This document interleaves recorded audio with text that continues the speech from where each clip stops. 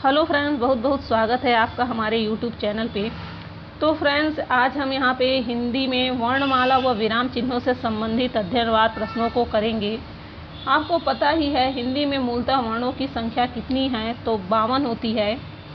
और हिंदी वर्णमाला में 33 मूल व्यंजन हैं। इसके अतिरिक्त 2 उच्छिष्ट व्यंजन हैं, 2 आयोगवाहक एवं 4 संयुक्ताक्षर व्यंजन होते हैं। इनमें कुल 11 मूल स्वरों को मिला देने पर हिंदी वर्णमाला में कुल 52 वर्ण बन जाते हैं। तो आज हम यहाँ पे पढ़ेंगे तालव्य किस वर्ण को कहते हैं, मूर्धन्य, दंत, ऊष्म, अघोष, सघोष, संक्षिप्त, लुंठित व्यंजन। इस तरह के हम आज उन प्रश्नों को यहाँ पे हल करेंगे। तो चलिए यहाँ पे हम प्रश्नों को शुरू करते हैं। और उससे पहले एक बात और कि जो भी भाई बहन हमारी वीडियो को देख रहे हैं तो एक बार लाइक और सब्सक्राइब ज़रूर कर दीजिएगा, जिससे आपको नेक्स्ट वीडियो का नोटिफिकेशन मिल सके। और जहाँ तक देखा जाए तो हिंदी एक ऐसा विषय है जो सभी तरह की परीक्षाओं में पूछा जाता है, चाहे छोटी परीक्षा हो चाहे बड़ी परीक्षा, पर हिंदी ज़रूर पूछा जाता है। तो हिंदी की छोटी भी जानकारी आपके लिए बहुत महत्व रखती है। तो चलिए इसी के साथ हम प्रश्न शुरू करते हैं। हिंदी वर्णमाला में ऊष्म व्यंजन कौन से हैं? तो यहाँ पे 4 ऑप्शन हैं। स, ख, स, ह, बी है त, थ, द, ध, और सी है ट, ठ, ड, ढ, और डी है च, छ, ज, झ। तो यहाँ पे आपका राइट आंसर हो जाएगा ऑप्शन नंबर ए। यहाँ पे स, ख, स, ह यहाँ पे आपका राइट आंसर हो जाएगा। नेक्स्ट देखते हैं, हिंदी के जिन वर्णों का उच्चारण करते समय केवल श्वास का प्रयोग किया जाए उन वर्णों को कहते हैं। तो उन वर्णों को क्या कहते हैं? अघोष कहते हैं, सघोष कहते हैं, अल्प प्राण कहते हैं, महाप्राण प्राण कहते हैं। तो यहाँ पे ऑप्शन नंबर ए राइट है आपका, अघोष वर्ण कहते हैं। ये देखिए दोस्तों, यहाँ पे ये यूपी पीसीएस में यहाँ पे प्री में 2012 में पूछा गया है यह। तो यहाँ के ये जो क्वेश्चन हम दे रहे हैं, तो ये क्वेश्चन सारे बहुत ही इम्पॉर्टेंट हैं। ये हर साल किसी न किसी परीक्षा में पूछे गए हैं। तो आप इन प्रश्नों को एक बार ज़रूर अंत तक पढ़िएगा, क्योंकि एक छोटा प्रश्न हो चाहे बड़ा प्रश्न हो, लेकिन अगर वो आपकी परीक्षा में पूछता है और वो छूट जाता है आपसे, तो आपके नंबर वहाँ पे कट जाते हैं। चलिए नेक्स्ट क्वेश्चन देखते हैं। य, र, ल, व व्यंजनों को कहते हैं। तो क्या कहते हैं? स्पर्श व्यंजन कहते हैं कि अंतस्थ व्यंजन कहते हैं कि ऊष्म व्यंजन कहते हैं कि उपर्युक्त में से कोई नहीं कहते हैं। तो यहाँ पे आपका ऑप्शन नंबर बी अंतस्थ व्यंजन कहा जाता है। य, र, ल, व व्यंजन अंतस्थ व्यंजन के अंतर्गत आते हैं। नेक्स्ट है, निम्नलिखित में ओष्ठ ध्वनि है। तो ओष्ठ ध्वनि क्या है आपका? यहाँ पे ल है, र है, स है, फ है। तो यहाँ पे आपका option number D first right answer हो जाता है कि ओष्ठ ध्वनि के अंतर्गत आपका फ आता है। यह बीएड 2003 में पूछा गया है। नेक्स्ट है, वावेल को हिंदी में कहते हैं। तो हिंदी में क्या कहते हैं? बहुत ही आसान सा सवाल है। स्वर कहा जाता है। नेक्स्ट देखते हैं, जिन शब्दों के अंत में अ आता है उन्हें क्या कहते हैं? अनुस्वार कहते हैं, आयोगवाहक कहते हैं कि अंतस्थ कहते हैं कि अकारांत कहते हैं। तो जिन शब्दों के अंत में आ आता है तो उसे अकारांत कहा जाता है। नेक्स्ट देखते हैं, कौन स्वर नहीं है? तो यहाँ पे 4 ऑप्शन है, उसमें से पूछ रहा है कि कौन स्वर नहीं है। अ नहीं है कि ऊ नहीं है कि ए नहीं है कि ब नहीं है। तो यहाँ पे आपका राइट आंसर हो जाएगा ऑप्शन नंबर डी, ब नहीं है। बाकी ये तीनों स्वर के अंतर्गत आते हैं। नेक्स्ट देखते हैं, निम्नलिखित में से कौन सा वर्ण घोष है? प, ट, द, फ। तो इसमें से कौन सा वर्ण घोष है? तो यहाँ पे राइट आंसर है ऑप्शन नंबर सी, यहाँ पे ध घोष वर्ण के अंतर्गत आता है। नेक्स्ट देखते हैं, भाषा की सबसे छोटी इकाई किसे कहते हैं? तो भाषा की सबसे छोटी इकाई किसे कहा जाता है? तो ये कहा जाता है ऑप्शन नंबर डी, यहाँ पे आपका सही होगा, वर्ण या अक्षर को। भाषा की सबसे छोटी इकाई वर्ण या अक्षर को कहा जाता है। नेक्स्ट है, वर्णमाला किसे कहते हैं? शब्द समूह को कि वर्ण समूह को कि शब्द गणना को कि व्यवस्थित वर्ण समूह को? तो यहाँ पे आपका राइट आंसर आ जाएगा व्यवस्थित वर्ण समूह को। यहाँ पे आपका राइट आंसर आ जाएगा। ये यूपी टीजीटी हिंदी एग्जाम 2009 में पूछा गया क्वेश्चन है। यहाँ पे आप देखेंगे फ्रेंड्स कि ये हर क्वेश्चन किसी न किसी एग्ज़ाम में पूछे गए हैं। यहाँ पे हर एग्ज़ाम का यहाँ पे दिया गया है कि कौन से एग्ज़ाम में और कब पूछा गया है, यानी इसके हर क्वेश्चन काफ़ी महत्वपूर्ण हैं। आप इन्हें पूरा ज़रूर एक बार पढ़िए। नेक्स्ट क्वेश्चन है, निम्नलिखित में से कंठ ध्वनियाँ कौन सी हैं? क, ख, य, र, च, ज कि ट, ड़? तो यहाँ पे राइट आंसर है क, ख कंठ ध्वनि के अंतर्गत आता है। नेक्स्ट क्वेश्चन है, निम्नलिखित में से उच्चारण स्थान के आधार पर मूर्धन्य व्यंजन बताइए। तो यहाँ पे 4 ऑप्शन हैं, ग, घ, ज, झ, ड, ढ, प, फ। तो यहाँ पे आपका राइट आंसर हो जाएगा ड, ढ, यहाँ पे आपका राइट आंसर हो जाएगा। नेक्स्ट देखते हैं, निम्नलिखित में से अल्प प्राण वर्ण कौन से हैं? तो अल्प प्राण के अंतर्गत कौन सा वर्ण आता है? आ आता है कि क, ग आता है कि त, थ, ध आता है कि फ, भ आता है? तो यहाँ पे क, ग अल्प प्राण के अंतर्गत आता है।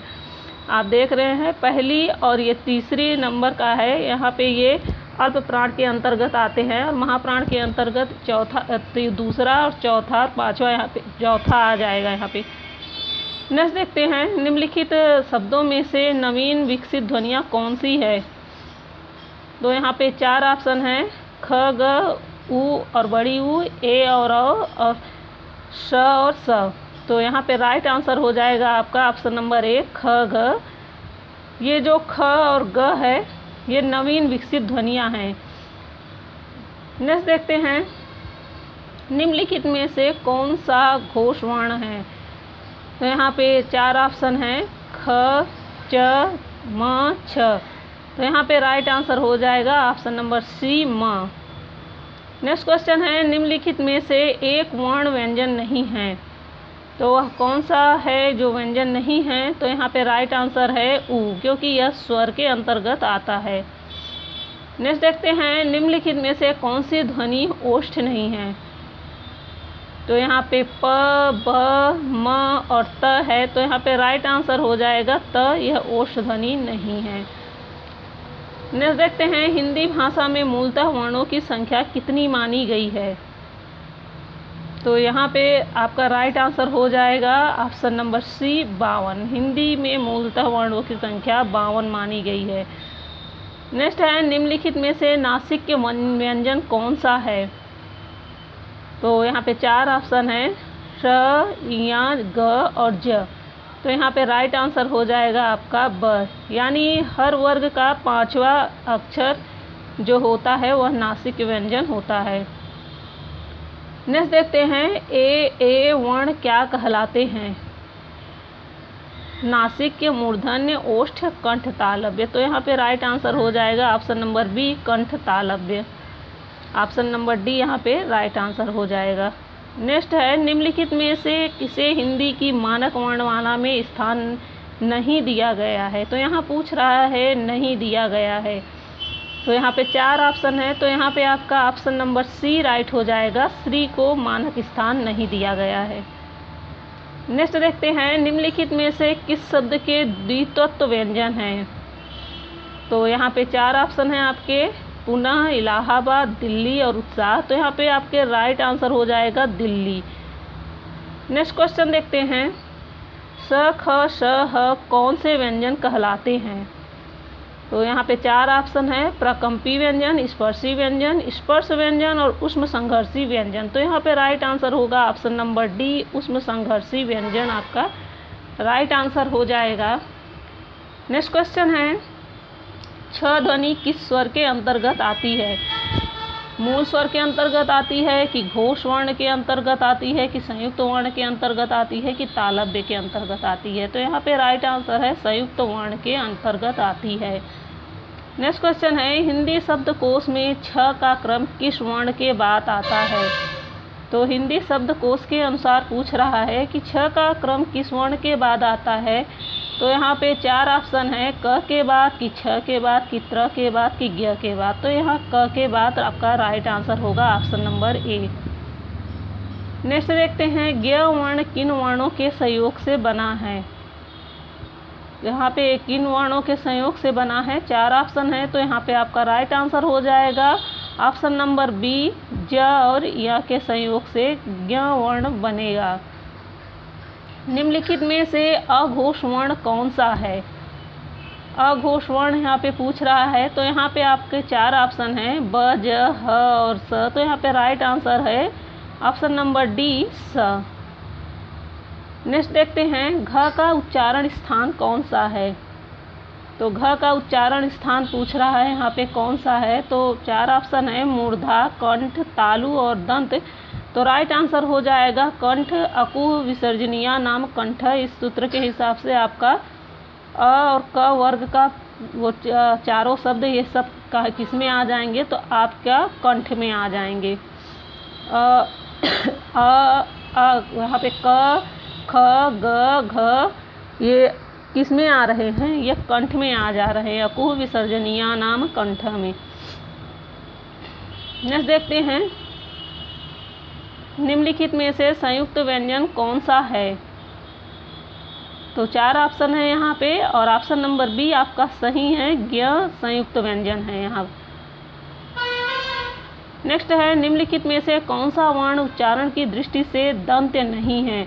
तो यहाँ पे दंत पूछ रहा है, कौन सा वर्ण नहीं है? तो यहाँ पे 4 ऑप्शन है, त, न, द और ट। यहाँ पे राइट आंसर हो जाएगा ट। यह दंत में नहीं है। नेक्स्ट देखते हैं, कौन सा अमानक वर्ण है? तो यहाँ पे अमानक वर्ण पूछ रहा है, ख, घ, झ, भ। तो यहाँ पे झ आपका यह अमानक वर्ण है। नेक्स्ट है, छ वर्ण किसके योग से बनता है? तो छ वर्ण किसके योग से बनता है? 4 ऑप्शन दिया गया है। ऑप्शन नंबर ए आपका राइट आंसर है, क प्लस स के योग से छ वर्ण बनेगा। तो किस स के योग से? तो मूर्धन्य स के, क प्लस मूर्धन्य स, इसे खटकोड़ वाला स भी कहते हैं। तो इसके योग से आपका छ वर्ण बनेगा। नेक्स्ट है, हिंदी वर्णमाला के स्वरों की कुल संख्या कितनी है? तो यहाँ पे 4 ऑप्शन है। ऑप्शन नंबर बी आपका राइट है, 11 स्वर होते हैं। नेक्स्ट देखते हैं, निम्नलिखित में से कौन सा स्वर नहीं है? तो इन 4 ऑप्शनों में स्वर कौन सा नहीं है? तो आपका राइट आंसर है ज। ऑप्शन नंबर डी आपका सही आंसर है, ज स्वर नहीं है, बाकी ये तीनों स्वर हैं। नेक्स्ट है, निम्नलिखित में से कौन सा ट वर्ग नहीं है? तो यहाँ पे ट वर्ग कौन सा शब्द नहीं है? यहाँ पे दिया गया है कौन सा वर्ण नहीं है। तो इन 4 ऑप्शन में आपका ऑप्शन नंबर डी सही है, घ।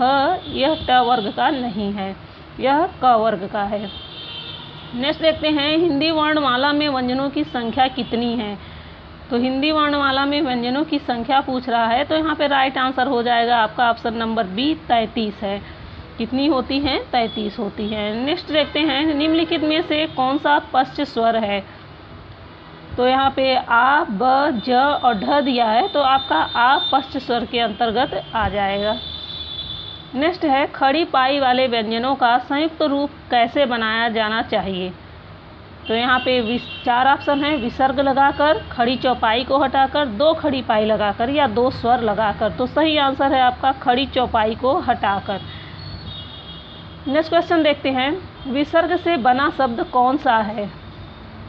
तो यहाँ पे 4 ऑप्शन है और आपका ऑप्शन नंबर बी यहाँ पे राइट है, निधन स्पृह। यह विसर्ग से बना शब्द है। यहाँ बीच में देखिए विसर्ग लगा हुआ है, इसे विसर्ग कहा जाता है। ये विसर्ग इस चिन्ह को विसर्ग कहा जाता है। तो यहाँ पे विसर्ग शब्द से बना हुआ शब्द है निस्पृह। नेक्स्ट देखते हैं, इनमें से कौन सा वर्ण स्वर है? ए है, बी और ल है, क है, ली है। तो यहाँ पे राइट आंसर हो जाएगा ए, आपका राइट आंसर हो जाएगा ए, यहाँ पे स्वर है। नेक्स्ट देखते हैं, निम्नलिखित में से अंतःस्थ व्यंजन कौन सा है? तो यहाँ पे 4 ऑप्शन हैं, ड, य, स, ट। तो यहाँ पे राइट आंसर हो जाएगा ऑप्शन नंबर बी, य। नेक्स्ट देखते हैं, इनमें से ओ का उच्चारण स्थल कौन सा है? ओ का उच्चारण स्थल पूछ रहा है इसमें से। तो यहाँ पे राइट आंसर हो जाएगा कंठ ओष्ठ, यह ओ का उच्चारण स्थल है। नेक्स्ट है, च और छ वर्ण का उच्चारण स्थान कौन सा है? तालु है, मूर्धा है, ओष्ठ है, कंठ है। तो यहाँ पे राइट आंसर हो जाएगा तालु, आपका राइट आंसर हो जाएगा। नेक्स्ट देखते हैं क ग ज फ ध्वनियाँ किसकी हैं। तो यहाँ पे आपका राइट आंसर हो जाएगा ऑप्शन नंबर बी, अरबी फारसी की। यहाँ पे क ग ज फ ध्वनियाँ, इस क ग ज के नीचे आपको एक बिंदी दिख रही होगी, तो ये ध्वनियाँ किसकी है, तो यह अरबी फारसी की ध्वनियाँ हैं। नेक्स्ट देखते हैं तालव्य व्यंजन है। तो तालव्य व्यंजन कौन से व्यंजन हैं, तो यहाँ पे ऑप्शन नंबर बी सही है, च छ ज झ। नेक्स्ट है आपका कौन वर्ण घोष नहीं है। तो इसमें से चारों में से कौन सा वर्ण घोष नहीं है, तो ऑप्शन नंबर सी सही है, त वर्ण आपका घोष नहीं है। नेक्स्ट देखते हैं किस शब्द में री स्वर नहीं है। तो किस शब्द में री स्वर नहीं है आपका, तो यहाँ पे राइट आंसर हो जाएगा ऑप्शन नंबर डी, आज शब्द में। नेक्स्ट देखते हैं किन ध्वनियों को अनुस्वार कहा जाता है। स्वर के बाद में आने वाली नासिक ध्वनियाँ, स्वतंत्र रूप से उच्चारित ध्वनियाँ, या स्वर के साथ आने वाली ध्वनियाँ, या व्यंजन के बाद में आने वाली ध्वनियाँ। तो यहाँ पे राइट आंसर हो जाएगा आपका स्वर के बाद में आने वाली नासिक ध्वनियाँ। नेक्स्ट है ओ और औ किस प्रकार के वर्ण हैं। तालव्य है, मूर्धन्य है, दंतोष्ठ है, कंठोष्ठ है। तो यहाँ पे राइट आंसर हो जाएगा आपका ऑप्शन नंबर डी, कंठोष्ठ। यहाँ पे कंठोष्ठ, यहाँ पे ओ और औ वर्ण कंठोष्ठ के अंतर्गत आ जाएंगे। और आपका नेक्स्ट है हिंदी वर्णमाला में वर्ण है। तो यहाँ पे आपका राइट आंसर है 52। हिंदी वर्णमाला में 52 वर्ण होते हैं।